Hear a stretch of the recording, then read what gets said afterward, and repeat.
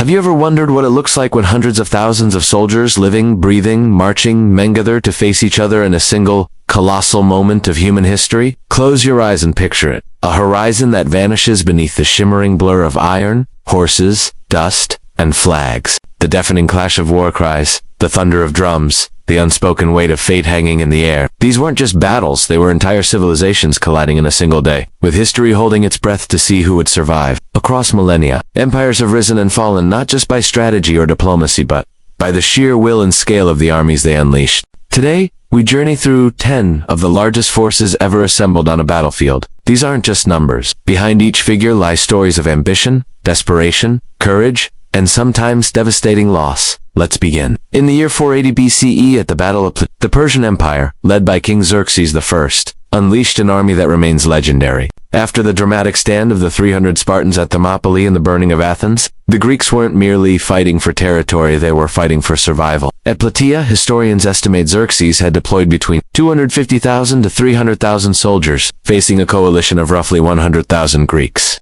Though Herodotus's numbers are often contested, the sheer scale of Persian logistics supply lines stretching across continents cannot be denied. This was more than a clash of minutes. Was East meeting West in a contest that would define classical antiquity. Despite being outnumbered, the Greek phalanxes held firm, eventually routing the Persians. The battle marked a turning point, not just militarily, but culturally. It was a fight for ideas, for freedom against tyranny. As the Greeks saw it hand, the impact would echo for centuries. Fast forward to the 13th century. The Mongol Empire, under the genius of Genghis Khan and his descendants, created the largest contiguous land empire the world has ever seen. One of the most formidable moments came in 1241 at the Battle of Though the numbers here may not be the largest on our list, the impact was titanic. The Mongols faced a coalition of Polish, German, and Hungarian knights. Estimates suggest up to 150,000 Mongols were involved in the European campaign, with 20,000 to 25,000 fighting at Legnica alone. What made the Mongols terrifying wasn't just numbers, it was speed, coordination, and psychological warfare. Their armies moved like shadows across the steppes,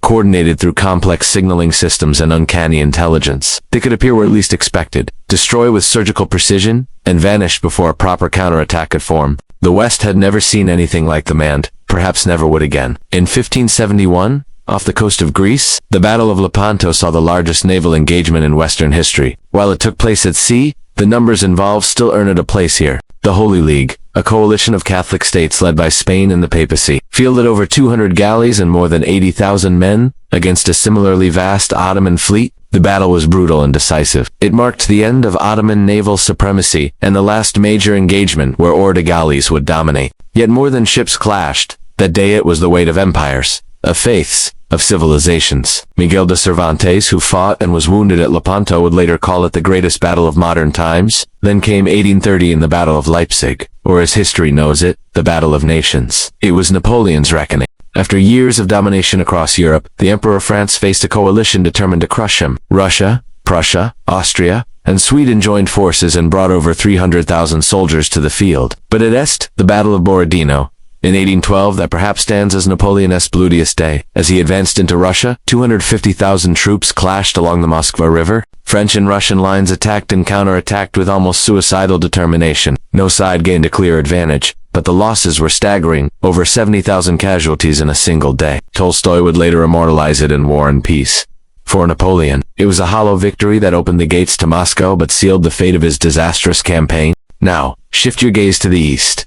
In 1942, during the Second World War, the Battle of Stalingrad began. Over the next several months, more than 2 million soldiers would engage in one of the most savage confrontations in human history. The German Sixth Army, seeking to break the Soviet spirit, became trapped in the city's frozen ruins. Urban combat turned every street into a death. Entire buildings changed hands dozens of times. Snipers, starvation, and sub-zero temperatures consumed soldiers by the thousands. The Soviets, under General Zhukov, launched Operation Uranus-a-Bold, pincer movement that encircled the Germans. What began as Hitler's push for oil turned into a graveyard. The Sixth Army was annihilated, with over 750,000 Axis troops killed, wounded, or captured. Stalingrad was not just a victory, it was a symbol of resistance, of suffering, of turning tides. Let's not forget the Battle of the Somme in 1916. During the Great War, over 3 million men participated across the months of fighting. On the first day alone, the British suffered nearly 60,000 casualties. It was supposed to be a breakthrough. Instead, it became a symbol of tragic futility. Shell craters replaced pastures. Mud swallowed men and horses alike. Young soldiers, barely out of school, charged machine guns with bayonets and faith. What did they find? Barbed wire, shrapnel, and death. The sum wasn't just about tactics, it was about the breaking point of humanity in the industrial age. War had changed, but generals hadn't yet caught up. Now, to 1944, this was the Soviet Union's. While the Allies landed in Normandy, the Red Army launched a staggering offensive in the east. Over 2.3 million Soviet soldiers attacked the German Army Group Center. In weeks, they destroyed 28 of 34 German divisions. Towns vanished. Forests became killing fields. The scale defies belief. Tanks in the thousands, aircraft darkening the skies, an entire supply column stretching for miles. Aggression was the death knell of Nazi control in Eastern Europe, and a grim preview of the Red Army's unstoppable advance toward Berlin. Let's rewind to ancient China. The Battle of Fei-Riva, 383 CE. It may not boast the largest numbers in absolute terms, but proportionally, it's staggering. The former Qin dynasty, under Fuji, amassed an army of nearly 900,000 to crush the smaller Eastern Jin forces. But numbers aren't everything. The Jin, with perhaps 80,000, used discipline, deception, and psychological warfare. As the Qin were ordered to feign retreat, confusion turned to panic. Their vast force, poorly coordinated and stretched thin, imploded.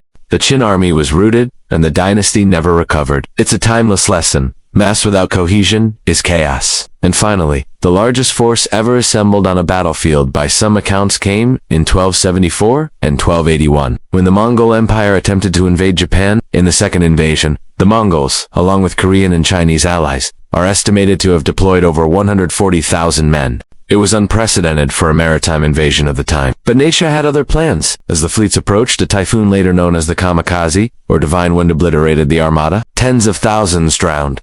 Ships shattered against the rocks. Japan was spared, not by force, but by fate. And the Mongols would never return. 10 battles, 10 moments when humanity summoned its largest armazon, stared into the abyss. These were more than fights. They were chapters in the human story, symbols of ambition, pride, desperation, and belief. What binds them all? ISNT, just the numbers. The weight of what was at stake. A way of life, an idea, a people's future. And behind every number is a face, a family, a dream that lived or died on those fields. History, after all, isn't about numbers on a page. It's about people, who they were, what they fought for, and what they left behind. If you found this journey through the great armies of history as captivating as I did, I invite you to share your thoughts in the comments. Which battle stood out to you the most? Like this video if you learned something new, and subscribe for more stories where history breathes, echoes, and lives again. Thank you for watching.